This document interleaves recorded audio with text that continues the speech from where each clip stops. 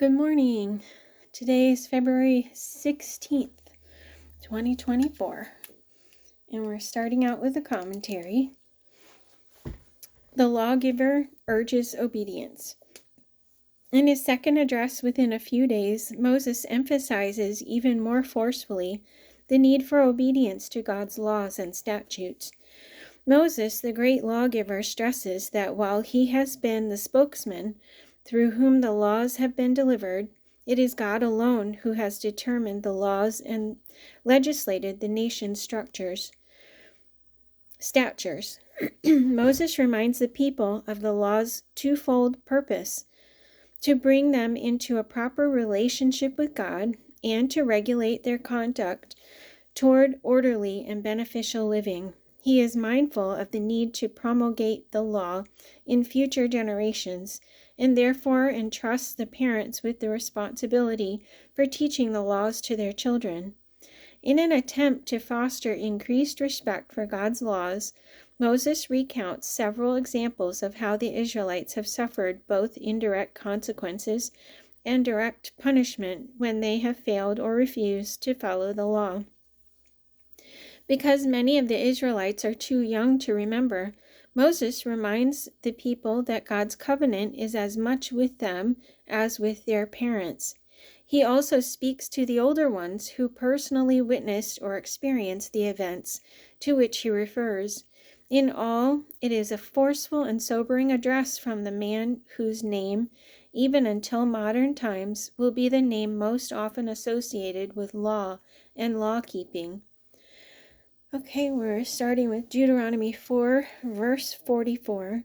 This is the law Moses set before the Israelites. These are the stipulations, decrees, and laws Moses gave them when they came out of Egypt and were in the valley near Beth Peor, east of the Jordan, in the land of Sihon, king of the Amorites, who reigned in Heshbon and was defeated by Moses and the Israelites as they came out of Egypt. They took possession of his land and the land of Og, king of Bashan, and 2 Amorite kings east of the Jordan. This land extended from Aroer in the rim of the Arnon Gorge to Mount Sion, that is Hermon, and included all the Arabah east of the Jordan, as far as the sea of the Arabah, below the slopes of Pisgah. Moses summoned all Israel and said, "Hear, O Israel, the decrees and laws I declare in your hearing today. Learn them and be sure to follow them.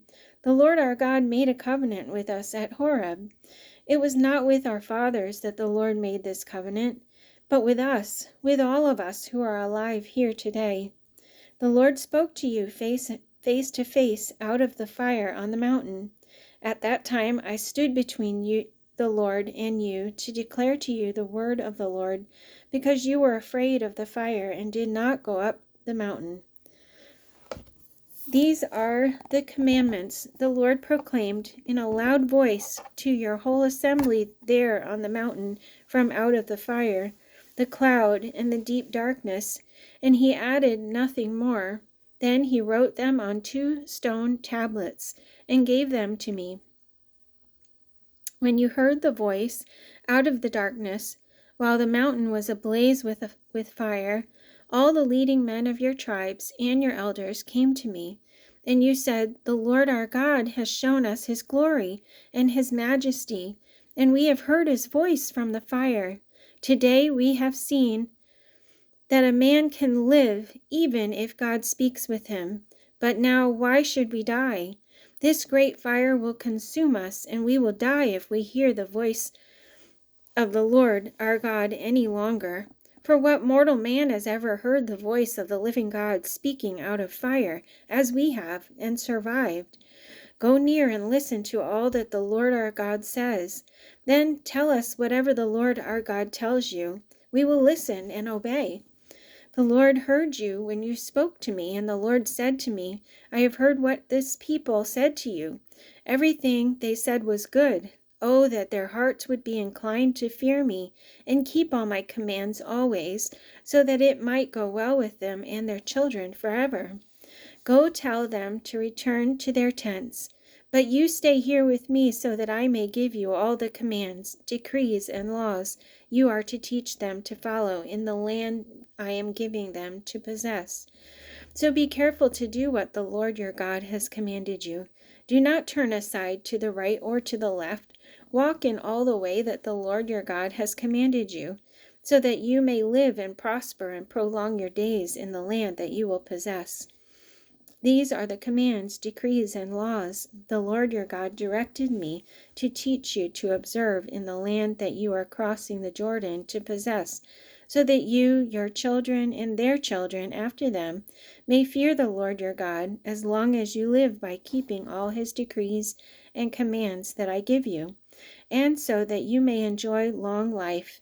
Hear, O Israel, and be careful to obey, so that it may go well with you, and that you may increase greatly in the land flowing with milk and honey, just as the Lord, the God of your fathers, promised you. Hear, O Israel, the Lord our God, the Lord is one.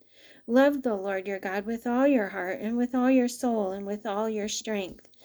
These commandments that I give you today are to be upon your hearts. Impress them on your children. Talk about them when you sit at home and when you walk along the road, when you lie down and when you get up. Tie them as symbols on your hands and bind them on your foreheads. Write them on the door frames of your houses and on your gates. When the Lord your God brings you into the land he swore to your fathers, to Abraham, Isaac, and Jacob, to give you, a land with large, flourishing cities you did not build, houses filled with all kinds of good things that you did not provide, wells you did not dig, and vineyards and olive groves you did not plant.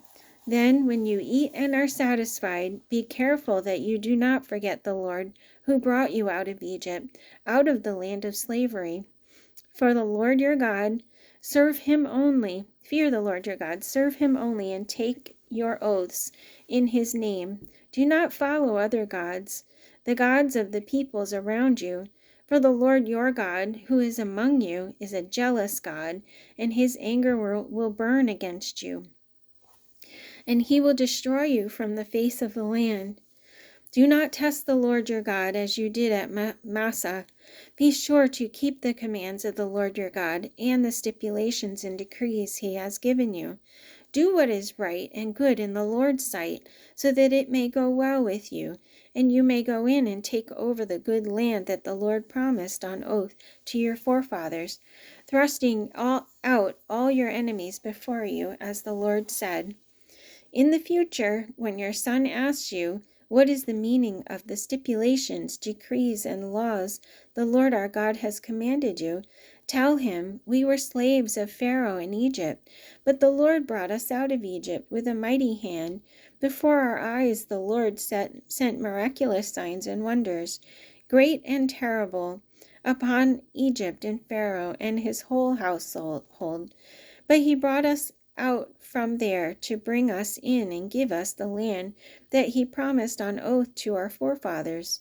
The Lord commanded us to obey all these decrees and to fear the Lord our God, so that we might always prosper and be kept alive, as is the case today.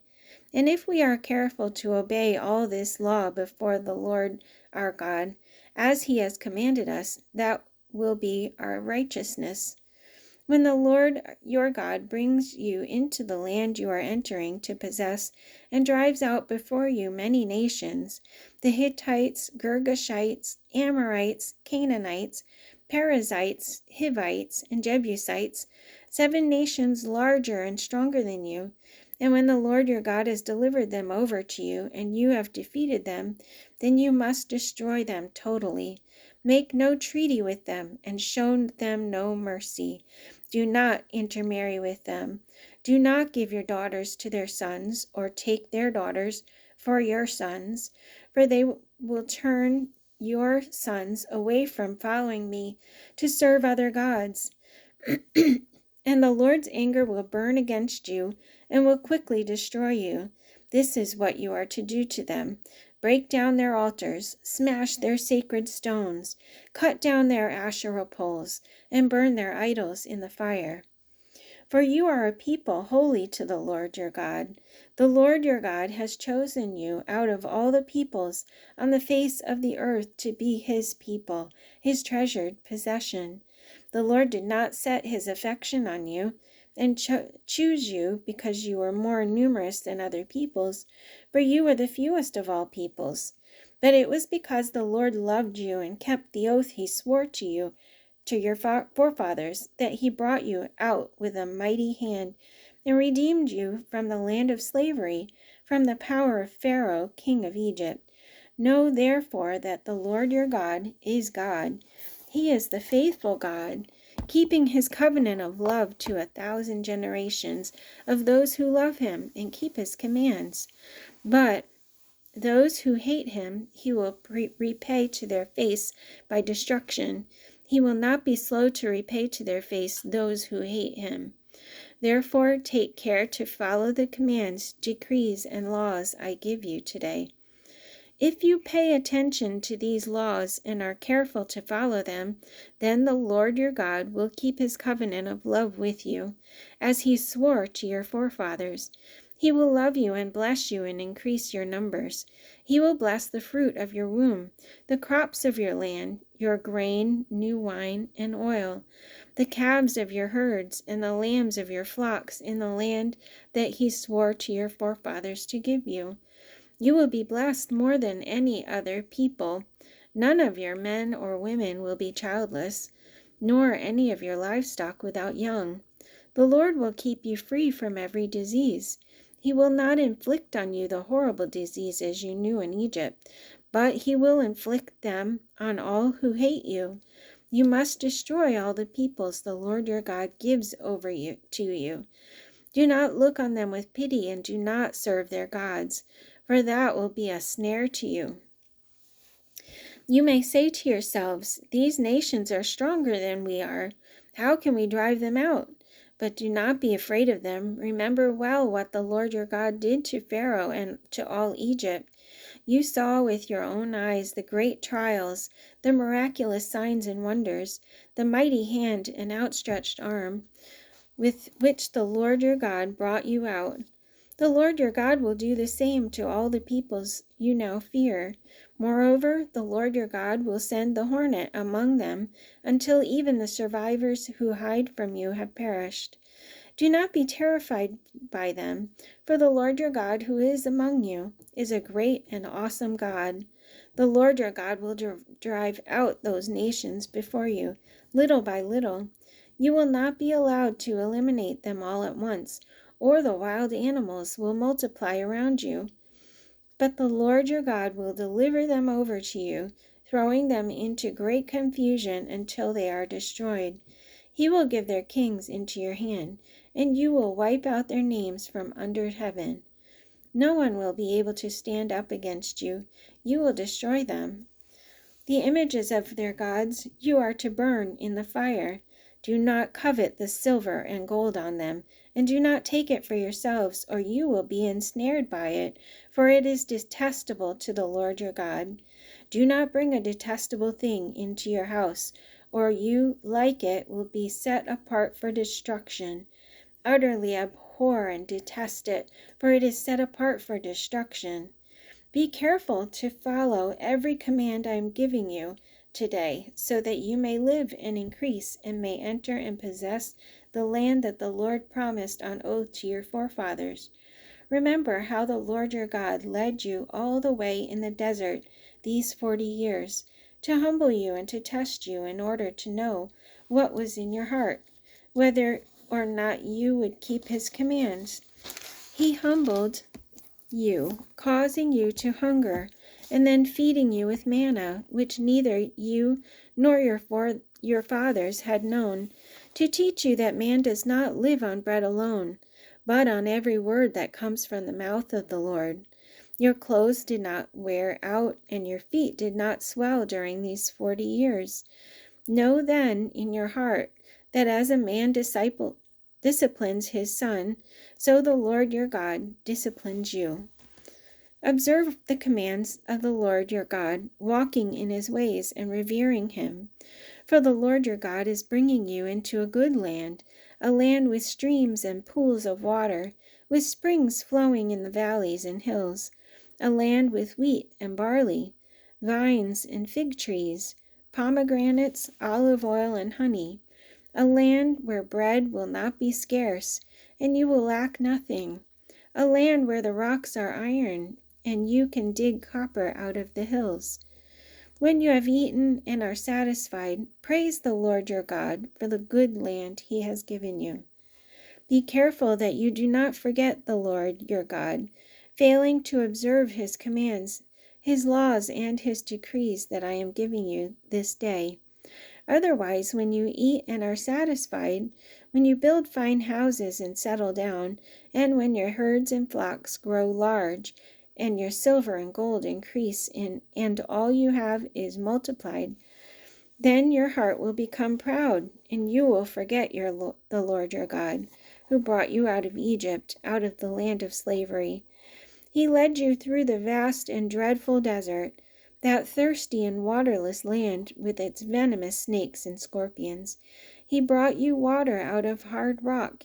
He gave you manna to eat in the desert, something your fathers had never known, to humble and to test you, so that in the end it might go well with you.